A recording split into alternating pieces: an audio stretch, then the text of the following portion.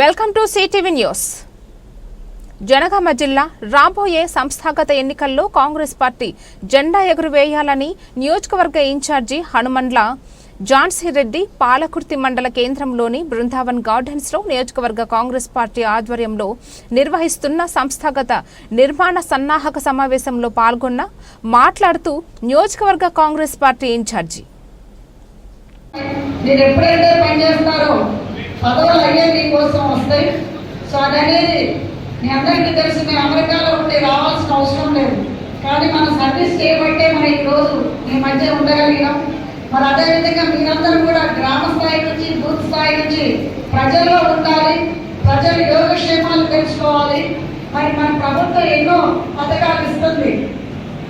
మరి ఈరోజు సన్నబియ్యం కూడా పేదవాడు తిరగలుగుతున్నాడు అంటే మన కాంగ్రెస్ ప్రభుత్వం ఘనకార్యం అది.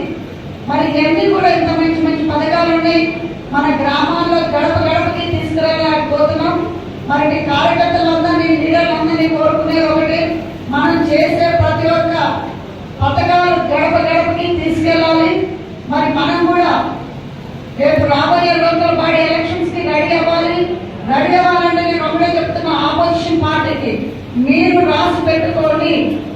అన్ని సర్పంచులు, ఎమ్మెల్సీ, ఎంపీపీలు, జెడ్పీటీసీలు, ఎంపీ అన్ని కూడా మేము గెలిపించుకున్నామని చెప్తున్నా ఈ స్టేజ్ కూడా. మరి రోజు రోజుకి కూడా ఆపోజిషన్ పార్టీ వాళ్ళకి నేను చెప్తున్నాను, వాళ్ళు ఓడం అనేది జీవించుకోలేకపోతున్నారు. మీరు ఇప్పటికైనా మీరు రిటైర్ అవ్వాల్సిందే, రిటైర్ అయి తీరాల్సిందే.